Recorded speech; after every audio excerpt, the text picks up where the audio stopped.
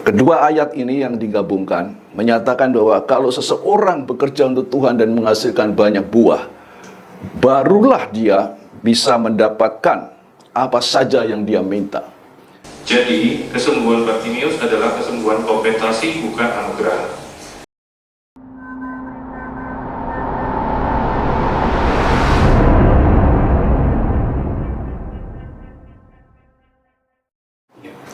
Jawaban doa tergantung investasi kerajaan Allah.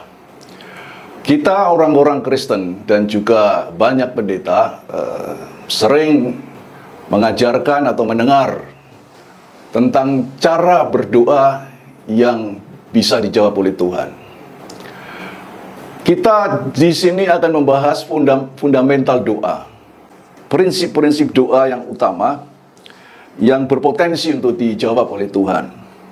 Yang pertama adalah sebagai anugerah, dan yang kedua adalah sebagai kompensasi atas hasil-hasil kerja atau hasil pelayanan yang dilakukan oleh orang tersebut.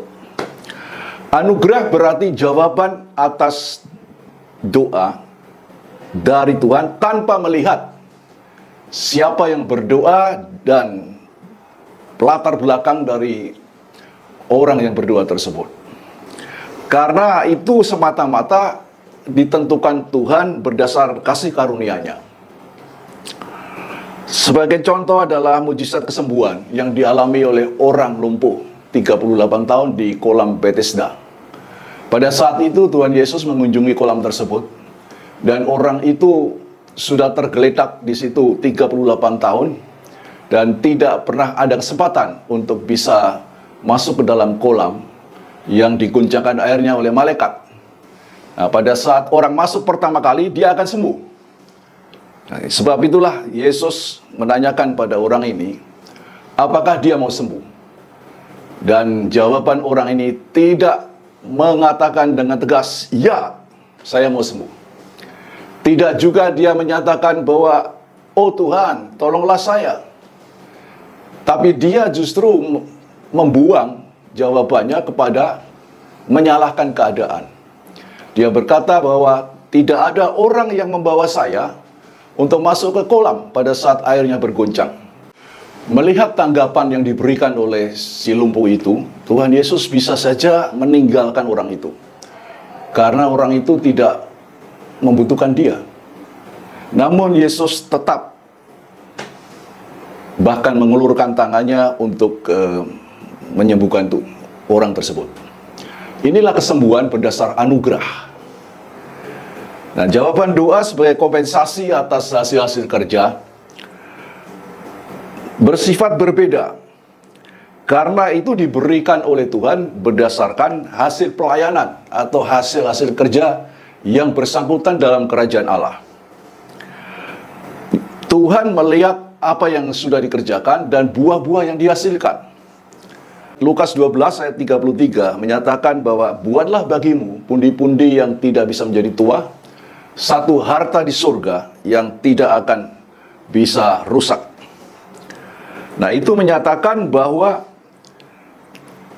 di surga ada satu rekening, dan rekening itu harus diisi oleh semua pengikut Kristus sebagai bagian daripada harta masing-masing di surga.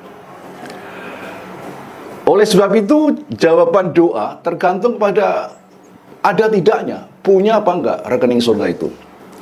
Yang kedua, apakah rekening itu punya isi, ya, sedikit atau banyak. Nah, aturan emasnya atau golden rules adalah semakin banyak isi rekening surga seseorang, semakin banyak doa-doa yang bisa dijawab oleh Tuhan. Aturan emas ini tentu tidak perlu untuk dipercaya begitu saja. Justru harus diuji melalui suatu cara yang ilmiah. Kita membangun dulu hipotesis ini, yaitu kebenaran sementara yang masih perlu dibuktikan dan diuji kebenarannya. Kehidupan Abraham, Ishak, dan Musa dengan jelas menyatakan penyediaan Tuhan yang melimpah terjadi pada sepertiga masa hidup mereka yang terakhir. Dan itu tidak hanya kelimpahan jasmania, sosial ekonomi, tapi juga menyangkut kelimpahan rohani. Kuasa-kuasa dari surga juga diberikan dalam sepertiga masa hidup Musa misalnya. Itu adalah hasil dari pekerjaan-pekerjaan Tuhan, dari kepercayaan Tuhan selama masa hidup sebelumnya, yaitu sepertiga yang kedua atau sepertiga yang di tengah.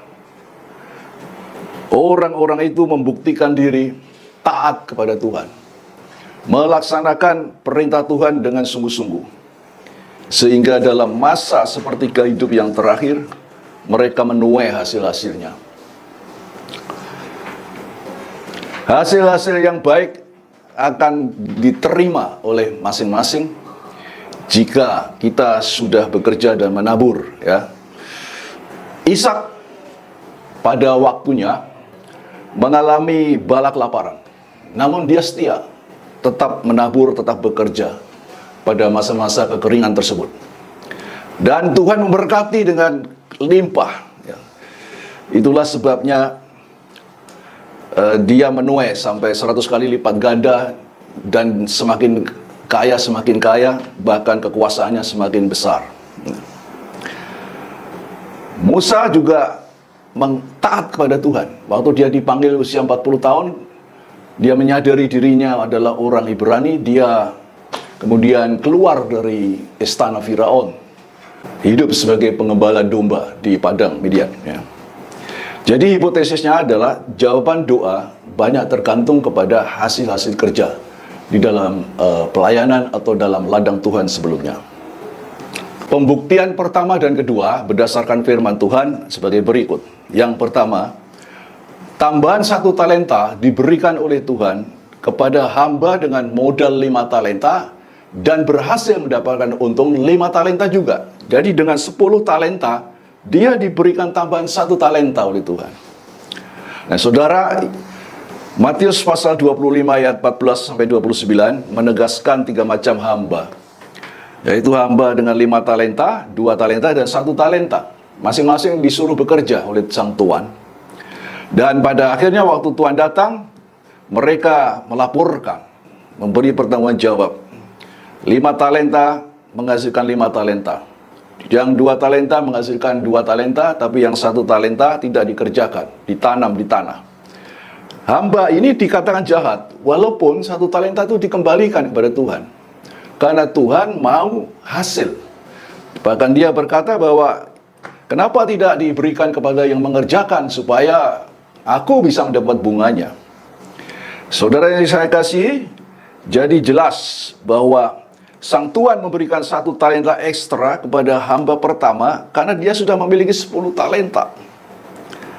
Jadi semakin besar peluang untuk mendapat jawaban doa bila memiliki hasil-hasil sebelumnya. Rekening surganya sudah terisi lebih banyak. Itulah aturan emas bahwa setiap orang yang mempunyai kepadanya akan diberi, supaya ia semakin berkelimpahan. Aturan emas ini mirip dengan kurva investasi yang naik secara eksponensial karena makin besar nilai investasinya dan semakin lama itu dikerjakan, maka semakin besar dan semakin cepat hasilnya. Yang kedua, firman Tuhan juga berkata, mintalah apa saja yang kamu kehendaki dan kamu akan menerimanya. Yohanes 15 ayat 7b. Tapi ini hanya berlaku pada umumnya bagi orang-orang Kristen yang memiliki banyak isi dalam rekening surganya. Hal ini bisa dipahami apabila kita meneliti bagian yang pertama, bagian A, yang mengatakan, jikalau kamu tinggal di dalam aku dan firmanku tinggal di dalam kamu, mintalah, dan seterusnya. Inilah syarat dasar pertama. Inilah kunci bahwa kita bisa mendapat sesuatu dari Tuhan kalau firman Tuhan itu menjadi pegangan kita dan kita hidup di dalam firman-Nya. Lalu yang berikutnya dituliskan juga, barang siapa tinggal di dalam aku dan firman-Ku di dalam dia, ia berbuah banyak. Lalu mintalah apa saja yang kamu kehendaki dan kamu akan menerimanya. Jadi kedua ayat ini yang digabungkan menyatakan bahwa kalau seseorang bekerja untuk Tuhan dan menghasilkan banyak buah, barulah dia bisa mendapatkan apa saja yang dia minta. Kalau buah yang dihasilkan itu banyak, nah apakah kita menghasilkan buah yang banyak atau hanya sedikit atau bahkan tidak berbuah?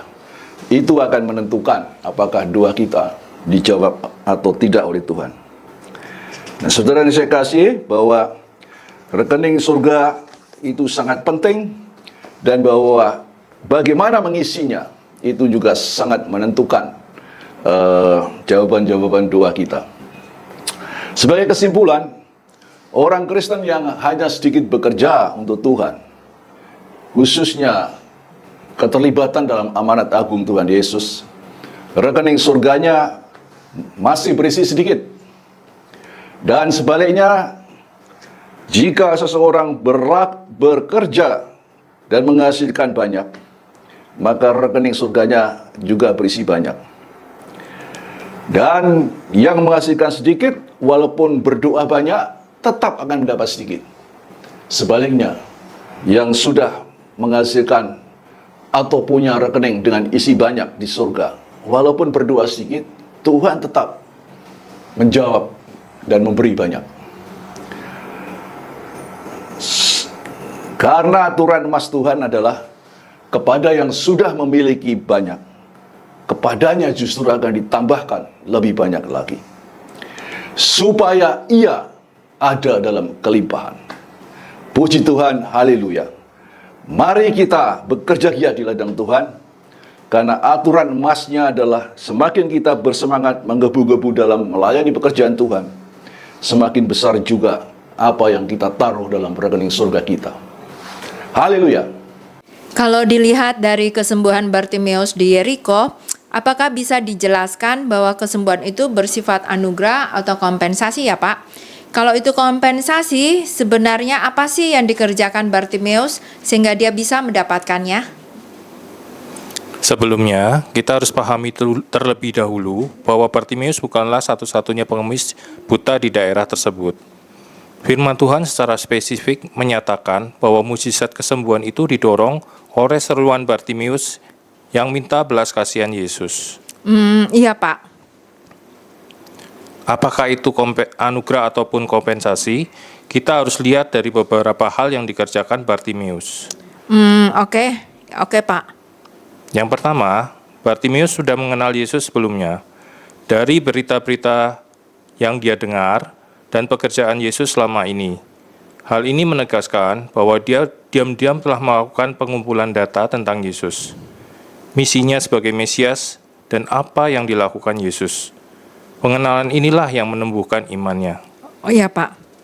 Yang kedua, ketika didengar bahwa rombongan Yesus sedang melintas Yeriko, dia segera mengambil langkah iman dengan berseru-seru pada Yesus, bahkan makin keras ketika menghadapi hambatan. Dia bekerja keras untuk mendapat perhatian dan belas kasihan Yesus. Betul juga ya Pak.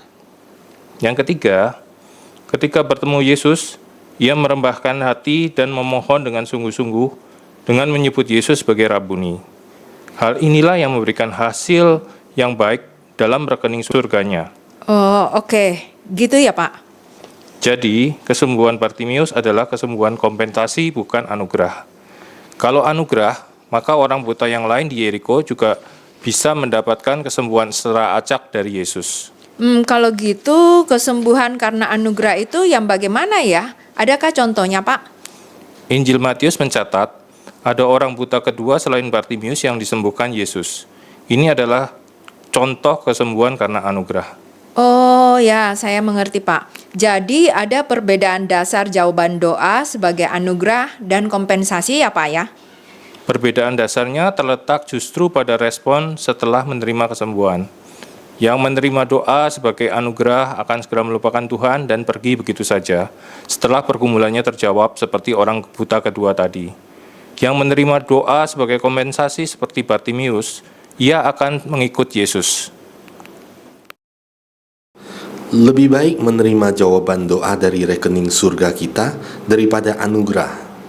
Karena selain lebih menjamin perolehan jawaban doa, juga dapat mendorong kita bekerja lebih giat di ladang Tuhan dan berbuah banyak bagi Tuhan.